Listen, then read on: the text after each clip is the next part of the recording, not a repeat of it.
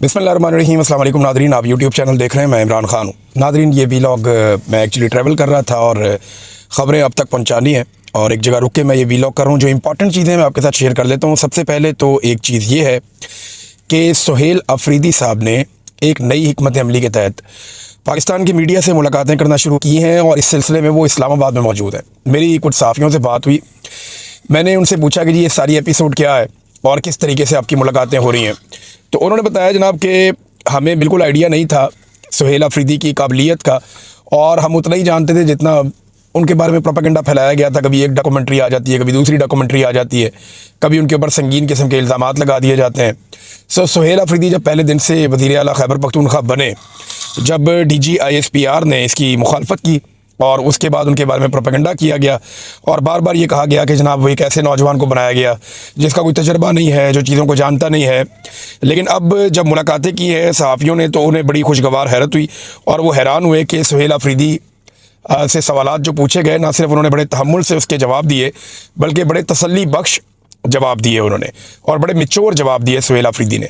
यानी जो इस वक्त इमरान खान साहब की हुकूमत के नाक़िद हैं खैबर पख्तूनख्वा में, या इमरान खान साहब के मुखालिफ सहाफ़ी हैं, या मौजूदा रजीम को सपोर्ट करने वाले सहाफ़ी हैं, वो भी हैरत अंगेज़ तौर पर यह कह रहे थे कि सुहेल अफरीदी साहब ने कमाल मिच्योरिटी के साथ सवालों के जवाब दिए हैं। अच्छा, इसके अलावा जो है वो सुहेल अफरीदी साहब ने कुछ सवालात भी पूछे, और जो सवालात सुहेल अफरीदी ने पूछे उनके जवाब मीडिया के पास नहीं थे। एक तो उन्होंने कहा जी कि वफाक ने हमारा 3000 अरब रुपया देना है, जिसमें से 2200 अरब रुपया जो हम सस्ती बिजली बना कर देते हैं सारे सूबों को, वफाक को, वो पैसा हमें नहीं दिया जा रहा और ये पैसा हमारा हक है। खैबर पख्तूनख्वा के अवाम का हक हम मांग रहे हैं, हम कोई भीख नहीं मांग रहे, तो हमारा हक हमें दिया जाए और इस सिलसिले में मीडिया अपना रोल प्ले करे। इसके बाद सुहेल अफरीदी ने यह भी बताया एक सवाल के जवाब में कि जो DG ISPR ने प्रेस कॉन्फ्रेंस की उसका हमें फ़ायदा हुआ, और जो मोमेंटम हमें लगता था कि 2 महीने में या इससे ज़्यादा टाइम लगने में बनेगा, DG ISPR की प्रेस कॉन्फ्रेंस में वो मोमेंटम फौरी तौर पे बना और उसका काफ़ी फ़ायदा हुआ। एहतजाज के हवाले से सवालात पूछे गए, लेकिन जो सबसे इंपॉर्टेंट चीज़ है जो मैं आपके सामने रखना चाहता हूँ वो ये है कि सुहेल अफरीदी ने एक सवाल उठाया कि जनाब 7 मरतबा तो मैं अदालती ऑर्डर्स लेकर इमरान खान साहब से मिलने गया हूँ, अब आप मुझे बताएं मैं करूँ क्या। उन्होंने कहा जी मैंने चीफ जस्टिस ऑफ पाकिस्तान को ख़त लिखा, मैंने हाई कोर्ट के अंदर पटिशन की, मैंने वज़ीर आज़म से भी रब्ता किया, मैंने वज़ीर आला पंजाब को भी लिखा, मैंने हर वो कानूनी रास्ता इख्तियार किया, यानी असम्बली के अंदर करारदाद तक पास की, हर वो काम किया जिसके ज़रिए से मैं अपने लीडर से मुलाकात कर सकता हूँ। अब आप मुझे बताएं कि मेरे पास कौन सा कानूनी और आइनी रास्ता बचा है जिसको इस्तेमाल करके मैं अपने लीडर को मिलूँ। अब देखिए 7 मरतबा एक वज़ीर आला अदालती ऑर्डर लेकर जाता है, लेकिन निज़ाम इतना बेहिस हो चुका है, पाकिस्तान की मिलिट्री एस्टेब्लिशमेंट ने इस कदर बेशर्मी पाकिस्तान के सिस्टम में डाल दी है कि सिस्टम को इस पर शर्मिंदगी भी नहीं होती, सिस्टम परेशान भी नहीं होता, और बड़ी ढिठाई के साथ सुहेल अफरीदी को रोक कर रखता है। अंदाज़ा कीजिए आप, और एक वज़ीर आला को उसके लीडर से मिलने नहीं देता। हालांकि नवाज शरीफ साहब जब जेल में थे तो धड़ाधड़ मुलाकातें होती थी, सहाफ़ी जाते थे जत्थे बना के, 15-15 सहाफ़ी बैठ के लंबी कॉन्फ्रेंस करके आते थे। इसी तरह बहुत सारे दीगर लोग जाते थे, फैमिली तो हर वक्त वहीं पे रहती थी, और रिकॉर्ड मुलाकातें मियां नवाज शरीफ साहब ने की हैं। तो अब सुहेल अफरीदी ने पूछा मैं कौन सा रास्ता इख्तियार करूं, एक एहतजाज का रास्ता ही बचा है ना कि मैं एहतजाज के रास्ते से अपने लीडर इमरान खान से मुलाकात करूं। तो इसका मीडिया के पास कोई जवाब नहीं था। एक और बात उन्होंने कही कि नवंबर में कुछ होगा और दिसंबर में बहुत कुछ होगा, यानी एक स्ट्रेटजी है एहतजाज के हवाले से सुहेल अफरीदी के पास। और मैं आपको बता रहा हूँ लगातार मोमेंटम जो है वो पकड़ रही है तहरीक। खैबर पख्तूनख्वा में 1 दर्जन से ज़्यादा जगहों पे एहतजाज हुआ जुमे वाले दिन। इसके अलावा आपने देखा कि सिंध के अंदर बहुत बड़े पैमाने पे एहतजाज हुआ, पंजाब में पकड़ दकड़ जारी है, निज़ाम डरा हुआ है, परेशान है कि हम क्या करें कि एहतजाज को रोकें, क्या करें कि हम लोगों को काबू करें। तो वहाँ पे भी लोग काबू नहीं आ रहे, पंजाब में भी, और बड़े पैमाने पे गिरफ्तारियाँ करनी पड़ रही हैं, लोगों को 3 MPO के तहत गिरफ्तार करना पड़ रहा है, उन्हें कैद में रखना पड़ रहा है, और DCs लगातार ये ऑर्डर्स जारी करते जा रहे हैं। तो जब आप इन सारी चीज़ों को प्लस माइनस करके देखते हैं तो एक मोमेंटम बन रहा है एहतजाज का। आसिम मुनीर साहब की जो तवज्जो है वो इस्तिस्ना पे और एक्सटेंशन पे है, ये हम सब जानते हैं, लेकिन सूरत हाल ये रहेगी नहीं। ये सूरत हाल तब्दील होगी और हर काम करने के बाद एस्टेब्लिशमेंट को ये लगता है कि वो पहले से ज़्यादा महफूज हो गए हैं, लेकिन हर मरतबा पता चलता है कि अभी मज़ीद कुछ मुश्किलात हैं जिनका इन्हें सामना करना पड़ेगा। 26 नवंबर को क्योंकि 1 साल होने वाला है और आज मुख्तलिफ जगहों पे एहतजाज भी हो रहा है, बरतानिया समेत दुनिया के कई मुल्कों में आज एहतजाज होगा क्योंकि एतवार का दिन है और कुछ एहतजाज जो है वो अगले एतवार को किए जाएंगे। पाकिस्तान तहरीक इंसाफ का जो ऑफिशियल मीडिया है उन्होंने सानिया डी चौक की जितनी भी इंटरनेशनल मीडिया ने कवरेजेस की थी वो सारी की सारी कवरेज उठाकर डाल दी है और पाकिस्तानी मीडिया तो कवर कर नहीं सका था। वैसे भी पाकिस्तानी मीडिया की हालत इतनी पतली हो गई है कि कोई भी खबर पाकिस्तानी मीडिया अपनी मर्ज़ी से दे ही नहीं सकता, जो मर्ज़ी कर ले। पाकिस्तानी मीडिया बार बार सोचता है कि वो खबर दे दे, वो बार बार सोचता है कि कुछ ना कुछ तो किया जाए। हम मीडिया के लोग हैं, हमारा रब्ता रहता है पाकिस्तान के अंदर जितने भी हमारे साथी हैं जो न्यूज़ रूम में बैठते हैं तो वो ये बताते हैं कि हम बहुत बेबस हैं। इससे पहले हम कभी भी इतने बेबस नहीं थे जितने बेबस हम आज हैं। ये पाकिस्तानी मीडिया की हालत हो चुकी है बदकिस्मती से पाकिस्तान में। यानी वो मीडिया जो एक घड़ी के ऊपर मैराथन ट्रांसमिशंस करता था, 18 प्रोग्राम एक एंकर ने कर दिए, 2 महीने प्रोग्राम ही इसके ऊपर चले एक घड़ी के ऊपर। तो एक घड़ी के ऊपर जनाब बैठ के वो एक एंकर था, वो तो घड़ी को चूम चूम के जो है वो वीडियोस बना रहा था। एक एंकर है वो ये कह रहा था जनाब ये तो मजहबी बहुत बड़ा प्रॉब्लम हो गया, कोई कुछ कह रहा था, कोई कुछ कह रहा था, कोई कह रहा था सऊदी अरब नाराज़ हो गया। सारों की अपनी अपनी कहानी थी।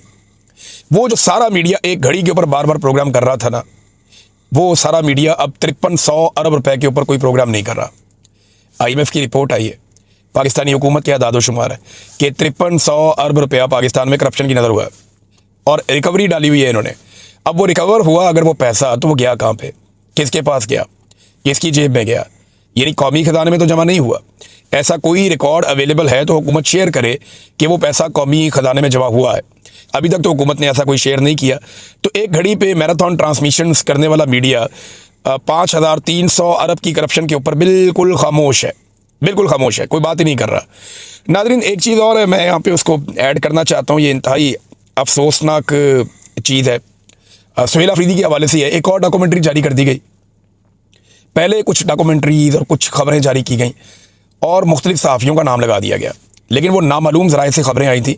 उन सहाफ़ियों ने उन खबरों को और उन विजुअल्स को या उन डॉक्यूमेंट्रीज़ को डिसोन कर दिया। अब नामालूम अफराद तो होते थे, वो जबरी तौर पे लापता तो करते थे, लेकिन अब नामालूम अफराद जो है वो डॉक्यूमेंट्रीज़ बना के जबरी तौर पे सहाफ़ियों के खाते में डाल रहे हैं। है ना अजीब बात? जैसे कैसी अजीब बात है। अभी एक सदर हैं पेशावर प्रेस क्लब के M रियाज साहब, उनके खाते में एक डॉक्यूमेंट्री डाल दी गई सुहेल अफरीदी के ख़िलाफ़। तो उन्होंने कहा जी मेरा इससे कोई ताल्लुक़ नहीं है, लाताल्लुकी का उन्होंने इजहार किया और ये भी कहा कि मैं इस मामले में कानूनी चाराजोई भी करूँगा और करनी भी चाहिए। नाज़रीन ज़िमनी इलेक्शन चल रहा है और ज़िमनी इलेक्शन के हवाले से मैं आपको ये बताऊँ कि मुकाबला सिर्फ हरीपुर में है, जहाँ पाकिस्तान तहरीक इंसाफ ने अपना कैंडिडेट खड़ा किया, बाकी कहीं मुकाबला नहीं है। हर तरफ फस्तायत है, जुल्म है, जबर है।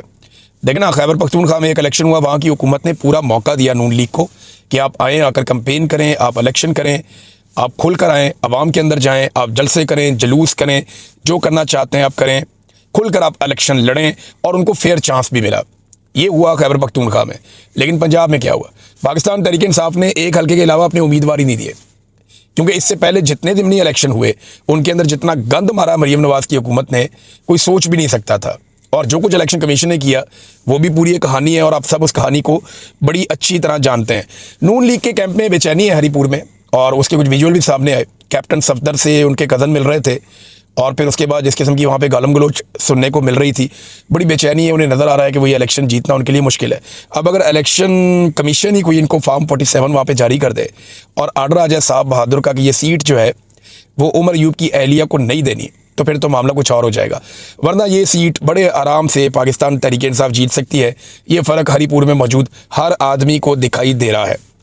नाज़रीन मैंने मुफ्ती मुनीब साहब के बारे में पिछले वीलॉग में चंद बातें की थी। अब मैं हैरान हो रहा हूँ कि उनका एक कॉलम भी आ गया और उनका कॉलम आया जी अदलिया के अरूजो ज़वाल का, यानी अदलिया के अरूजो ज़वाल के बारे में एक उनका कॉलम आ गया और उस पर वो जजेस पे तनकीद कर रहे हैं, ख़ास तौर पे उन जजेस पर जो एस्टेब्लिशमेंट को या मौजूदा हुकूमत को पसंद नहीं है। हैरत होती है मुझे, यानी आपकी मुफ्ती साहब जो डोमेन है उसके अंदर आप नहीं जा रहे और बाकी हर चीज़ में आप घुस रहे हैं। कभी आप अदलिया में घुसते हैं, कभी आप सियासत में घुसते हैं, कभी आप औरतों के मामलात में घुसते हैं, कभी आप खारजी मामलात में घुसते हैं। और भाई आपकी सीधी सीधी डोमेन है, आप ये बताएं कि इस्तिस्ना की शरई और इस्लामी हैसियत क्या है। इसके बारे में आप राय नहीं दे रहे। आपको ये बताना है कि इस्तिस्ना इस्लामी है या नहीं। आपने ये बताना है इस्तिस्ना जो है वो शरई है या नहीं है। देखें, जो उलमा इकराम है, उलमा हक, कई लोग वो कह चुके हैं कि इस्तिस्ना की कोई शरई हैसियत नहीं है, शरीयत के अंदर ये नाजायज़ है और ये गैर इस्लामी है, इस्लामी भी नहीं है। तो मुफ्ती मुनीब साहब इसके ऊपर एक कॉलम लिखे कि इस्तिस्ना क्या है और इसकी शरई और इस्लामी हैसियत क्या है। इमरान खान साहब को कैद तन्हाई में डाला हुआ है, इसके ऊपर आप लिख दें मुफ्ती साहब। आप बताएं ना कि एक कैदी के साथ कैसा सलूक करना चाहिए जब वो साबिक वज़ीर आज़म भी हो। आप ये तो कहते हैं मिलके बैठ जाओ, लेकिन जिसको मिलके बैठने के लिए कहते हैं उसको जेल में कैद तन्हाई में रखा हुआ है और इसके ऊपर किसी को शर्म भी नहीं आती। यानी ये अक़वाम मुत्तहिदा का जो मंडेला रूल्स हैं, अक़वाम मुत्तहिदा के मंडेला रूल्स के मुताबिक किसी भी कैदी को 15 दिन से ज़्यादा जो है वो कैद तन्हाई में नहीं रखा जा सकता। अगर आप 15 दिन से ज़्यादा कैद तन्हाई में रखेंगे किसी भी कैदी को तो वो तशद्दुद डिक्लेयर किया जाता है और ये एक तरह का तशद्दुद है जो इमरान खान साहब पे किया जा रहा है ताकि वो कमज़ोर पड़ जाए। नाज़रीन, एक छोटा सा बच्चा यानी इमरान खान को आप कहाँ से निकालेंगे, ये इस्टेब्लिशमेंट नहीं कर पाएगी, इन लोगों से नहीं होगा। एक छोटा सा बच्चा वो इस्लामाबाद एयरपोर्ट पे आया, उसके हाथ में एक फ़ोटो था इमरान खान का, रोला पड़ गया वहाँ पे। यानी वो फ़ोटो देख के तो ऐसे लग रहा था सरकारी एहलकार इतने गुस्से में आ गए जैसे वो कोई नेतन्याहू का फ़ोटो लेकर आ गया, जैसे वो किसी खुदा न खास्ता मलऊन का फ़ोटो लेकर आ गया। हैरत हो रही थी मुझे। और वो सरकारी मुलाजमीन गुस्सा कर रहे थे कि इमरान खान का फ़ोटो लेकर क्यों आए हो। भाई इमरान खान का फ़ोटो आपको इतनी तकलीफ़ दे रहा है, यानी आप तस्वीर तो लोगों से छीन सकते हैं लेकिन लोगों के दिल से इमरान खान को कैसे निकाल सकते हैं, ये बात मुझे समझ नहीं आ रही। एयरपोर्ट के ऊपर एक छोटा सा बच्चा अगर इमरान खान की फ़ोटो लेकर आ रहा है तो आप बर्दाश्त कीजिए, जमहूरियत है इस मुल्क में, आप उसको आने दीजिए। लोग अगर इमरान खान का फ़ोटो लाना चाहते हैं तो उनको लाने दीजिए, सबको इजाज़त होनी चाहिए। कोई आसिम मुनीर का फ़ोटो लेकर आए, कोई इमरान खान का फ़ोटो लेकर आए, जो जिसको पसंद करता है वो उसको फ़ोटो लेकर आए। इन दो लोगों का मुकाबला ना पाकिस्तान में, आसिम मुनीर वर्सेस इमरान खान, तो जो जिसका फ़ोटो लाना चाहता है उसको लाने दीजिए आप। अगर यही बच्चा आसिम मुनीर का फ़ोटो लेकर आ जाता आपको कोई एतराज़ नहीं होता, अगर यही बच्चा शहबाज शरीफ का फ़ोटो लेकर आ जाता आपको कोई एतराज़ नहीं होता। पूरे पंजाब में मरीम नवाज़ के फ़ोटो चिपका चिपका के फ़ोटोगर्दी की हुई है हर जगह पे। जो है वो जो मौजूदा पूरा रजीम है, इसके जितने सहूलतकार और जितने भी इसके किरदार हैं उनके फ़ोटो शहरों में, अखबारों में जगह जगह छाप दिए जाते हैं, उस पर किसी को एतराज़ नहीं होता। और इमरान खान का फ़ोटो एक मासूम बच्चा लेकर आता है तो उसके ऊपर जनाब पड्डा डाल दिया जाता है। नाज़रीन, एक चीज़ है मैं ज़रा क्लियर करना चाहता हूँ। पिछले वीलॉग में बल्कि 1-2 दिन पहले वीलॉग था जब ये इंडियन तैयारा गिरा था, शो के दरमियान शो चल रहा था दुबई में, जो एयर शो था, तो इंडियन एयरफोर्स का एक तैयारा तेजस वो गिर गया था। मैंने उस पर कुछ अल्फाज बोले थे लेकिन मुझे उस वक्त इल्म नहीं था, गालिबन मुझे समझ नहीं आई या मैं कह नहीं पाया। मैंने जब देखा कि उनकी फैमिली कितनी मुतासर है, मुतासरा पायलट की, पायलट भी वहाँ पे इंडियन पायलट भी हलाक हो गया, तो ये एक इंसानी जान गई है। वो किसी जंग के अंदर नहीं मारा गया, वो एक एयर शो कर रहा था जिसके अंदर उसकी जान गई है और ये एक अफसोसनाक वाक़या है। और मैंने ये ज़रूर कहा कि इंडियन एयरफोर्स प्रॉब्लम में है और उन्हें अपना कोई सदका सुदका देना चाहिए, कोई अपना जो कोई मजहबी उनका तरीक़ाकार है वो करें। उनके जहाज़ एक के बाद एक गिर रहे हैं और ये हकीकत है, ये उनके साथ बड़े लंबे अरसे से हो रहा है। उनके जहाज़ों को बाद वक़्त फ्लाइंग कॉफिन कहा जाता है। तो इंडियन एयरफोर्स का बुरा वक्त चल रहा है, लेकिन जो पायलट इस वाक़े के अंदर जाँ बहक हो गया वो अपने मुल्क के लिए एक ड्यूटी कर रहा था और उसकी इज़्ज़त की जानी चाहिए, उसका एहतराम किया जाना चाहिए। उसकी फैमिली भी वहाँ पे मौजूद होगी, बाकी लोग भी मौजूद होंगे।